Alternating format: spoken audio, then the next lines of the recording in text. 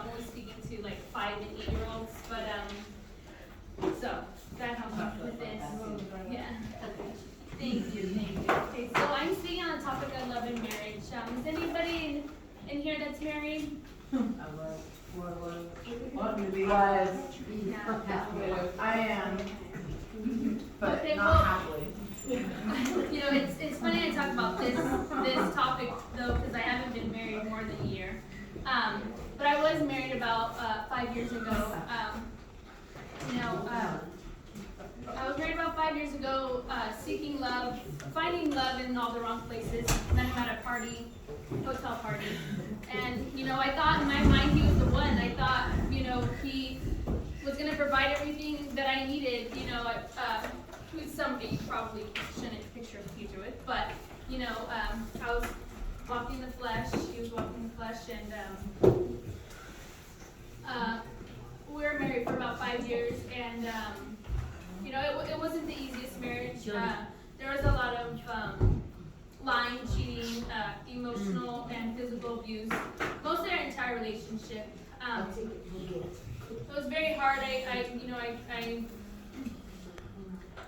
I grew up in church, but in high school days, I kind of did my own thing, and go to church and go and do my own thing. But finding somebody like that, it was hard. It was hard. Our marriage ended about 5 years later, and he left me with 2 kids. I became a single mom.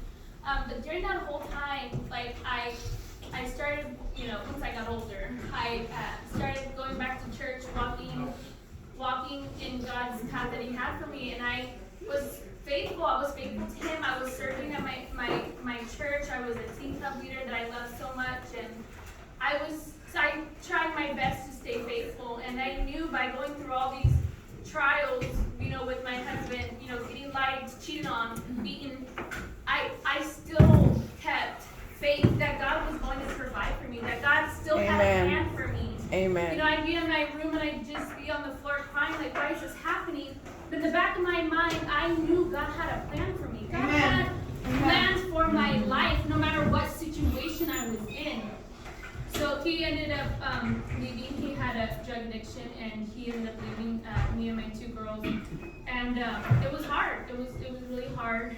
I was a stay-at-home mom because I breastfed for a while, too long. And so as a stay-at-home mom, I ended up leaving. So I ended up moving to my mom's, and I had to start from ground up. I went back to my old church that I grew up in, CWC, and I had to heal. It was lonely, but I knew God, I never gave up on what God had for me. No matter how hard it was, being lonely and being a single mom, trying to do everything by myself, it was very hard, but I never gave up on God's love. I never gave up on what God had for me. My husband left me, but I didn't feel like God left me. I never felt like He left me. I knew He wasn't going to put me through all this to let me just walk by myself. Right. I knew He wasn't going to have my husband leave me to walk by myself. I had to be strong for my kids. I think that's number one, how I had to be strong was for my kids. Was for my girls to see their mom not hurt, not have their mom not struggle.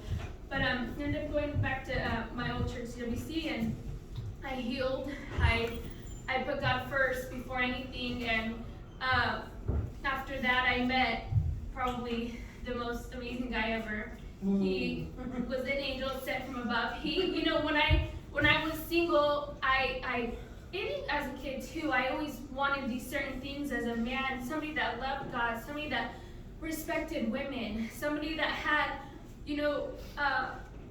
points in their life that they wanted to conquer and strive for. And this guy loves kids, and that's what I prayed for too. But I was so picky after, I said, God, I want this in a man, I want this in a man. When you're ready to give it to me, give me what I want. Give me what you want for me, what I want, but what you want for me. And He gave it to me, and the love that I have now in this marriage is so crazy, because from going to one marriage, getting beaten, lied to, cheated on, and then a whole new, 360 of a man it was awesome. But you know what? Just because he's Mr. Awesome doesn't mean that, oh, I got him, I'm fine now. Amen. I still need God to provide. Amen. Come on, girl. You know, like a pyramid, God on top and me on the side and my husband on the other side. We can't just have a marriage. God didn't create marriage just to have marriage. God didn't create love in marriage just to love each other. Hey, you're my man now, so let's do this. No. Amen. You have to put God first. You have to have a relationship with God first and have him have their own relationship with God, so you guys can meet at the top.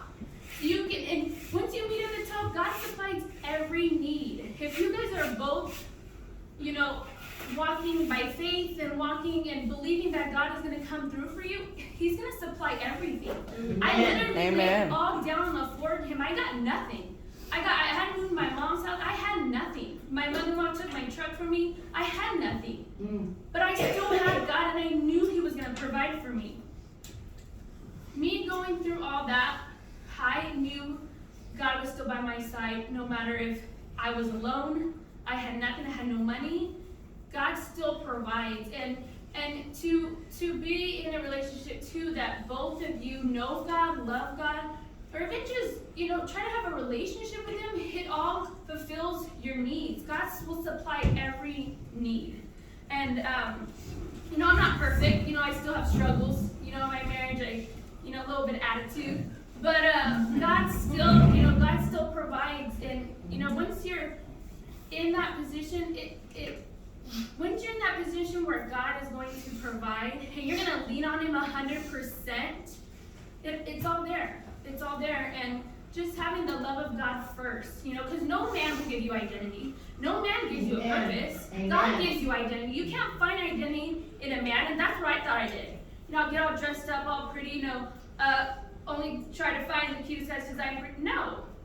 God gives you identity. Amen. God gives you a purpose. Yes. You know, and that's what I did too. I was looking for guys in all the wrong places, but it's so easy to find somebody. It's so easy to be with somebody that respects and has respect for women, or has, you know, love for God, because then it's easy in the end. If I would have found that first, I would have had no issues. But you know, I know God has plans for me, and his plan was for me to, you know, to speak about what I've been through and know that God came through for me in the end.